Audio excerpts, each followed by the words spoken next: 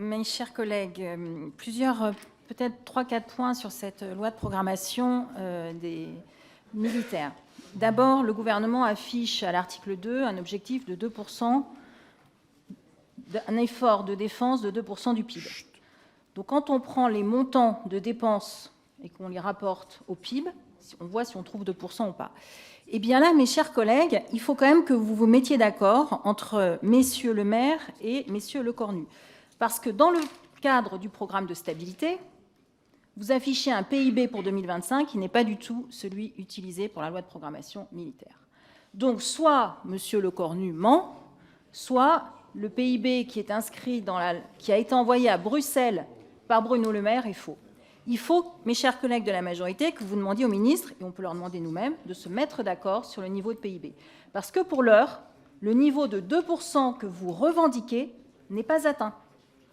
Il n'est pas atteint au regard des prévisions de PIB qui ont été envoyées à Bruxelles par Bruno Le Maire. Donc ça, c'est le premier sujet. Le deuxième sujet qui a été relevé par Mme Louwagie, c'est le fait que comme il n'y a pas de loi de programmation des finances publiques, eh bien, ça veut dire que l'effort que vous affichez va induire une baisse des dépenses publiques ailleurs. Est-ce que c'est le cas ou pas? Et notamment, le Haut Conseil aux finances publiques le dit, puisqu'il annonce entre moins 2,8% et moins 1,1% selon les années, de baisse des dépenses publiques sur les autres services publics. Et ça, c'est des questions qui sont purement budgétaires. Enfin, un troisième point qui relève plus de la stratégie globale. Aujourd'hui, les armées françaises sont des armées qui sont un peu comme des épiceries de luxe. Nous avons beaucoup de matériel très perfectionné. Par contre, quand il s'agit d'aller mener une guerre plus conventionnelle, on le voit sur les efforts qui sont menés, notamment en Ukraine, et je salue et je réaffirme notre soutien pour les Ukrainiens. Cette dimension-là n'est pas abordée dans le projet de loi de programmation des dépenses militaires. Quelle est la stratégie véritablement qui doit être menée? Et sur ce point-là, la ministre ne répond pas. Ce projet de loi permet effectivement de porter l'effort national de défense à 2% du PIB.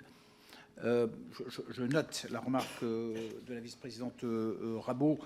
C'est le pestable qui fait foi, évidemment. Probablement que l'écart entre les deux... Non, mais vous avez raison, le point que vous soulevez est important. J'espère que l'écart... J'imagine que l'écart est lié au fait que ces deux documents n'ont pas été portés au même moment. La programmation militaire date des projections de fin d'année dernière. Le pestable a été actualisé, comme vous le savez, il y a une semaine. Cette plateforme... Bravo.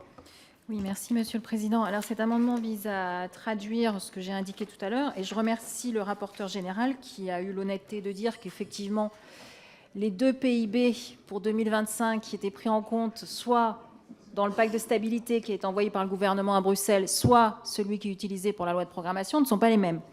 Ce qui pose quand même un petit sujet. Ce qui pose d'autant plus un sujet, c'est qu'il y a 500 milliards d'écart.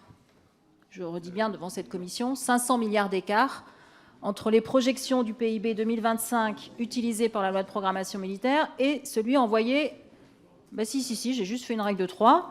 2% égale montant de dépenses militaires 2025 divisé par le PIB 2025. Ça m'a permis de calculer le PIB 2025 de la loi de programmation militaire. Je l'ai comparé à celui-ci, page 72, qui a été envoyé à Bruxelles. Voilà, vous avez page 72. Vous avez le PIB 2025 prévu et vous avez 500 milliards d'écart. Alors moi, quand même, je veux bien qu'il y ait quelques milliards d'écart parce que ce n'est pas forcément une science juste et personne ne sait ce qui va se passer en 2025. Mais 500 milliards d'écart, ça fait quand même vraiment beaucoup. Donc c'est un amendement qui vise à avoir des éclaircissements de la part du gouvernement. Merci. Monsieur le rapporteur. Alors j'ai contacté le gouvernement, bien sûr, pour obtenir une explication au problème que vous soulevez et qui est pertinent, puisqu'on a deux sources avec deux chiffrages différents. À ce stade, je n'ai pas eu de réponse. Donc, comme le cheminement de la loi de programmation militaire nous donnera l'occasion de l'étudier à la fois dans la commission de la Défense et puis ensuite en séance, je vous invite à poser directement la question au ministre, soit au moment des travaux de la commission de la Défense, soit au moment du travail en séance. Et je vous demande donc de le retirer dans l'attente du retour du gouvernement. Merci. Oui, monsieur le rapporteur. Oui, je crois qu'il faut effectivement poser la question directement au ministre. Je pense que 2005 ne peut pas être le PIB en 2025, puisqu'on y est déjà en 2022. Bon, donc je pense que vous reconstituez ce PIB en 2025 en partant du 2%.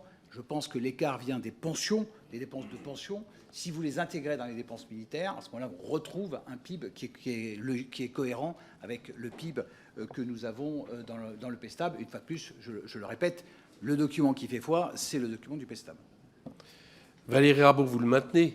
Oui, je le maintiens, parce Oui, que, non, Monsieur le je m'en doutais, mais Président, je préfère vous qui êtes demander. président de la Commission des finances, vous serez quand même sensible au fait qu'avoir 500 Absolument. milliards d'écart, c'est énorme. Non, mais si, c'est juste une division, hein, c'est une règle de 3. Donc la règle de 3, on la prend en CE2. Donc je pense que tout le monde peut la faire ici. Oui. Non, mais si. Non, Et vous je répondez pense pas. quand même que quand on fait une loi de programmation des finances, eh bien, les choses doivent être carrées. Après, on est d'accord ou pas d'accord, mais vous ne pouvez pas nous mettre des chiffres qui soient un peu aléatoires. Ça, c'est pas possible. Il faut que les choses, elles soient carrées. Donc là, c'est pas du tout carré. Donc je vais maintenir cet amendement pour que la Commission des finances puisse interpeller le gouvernement et dire, mais messieurs les ministres, mettez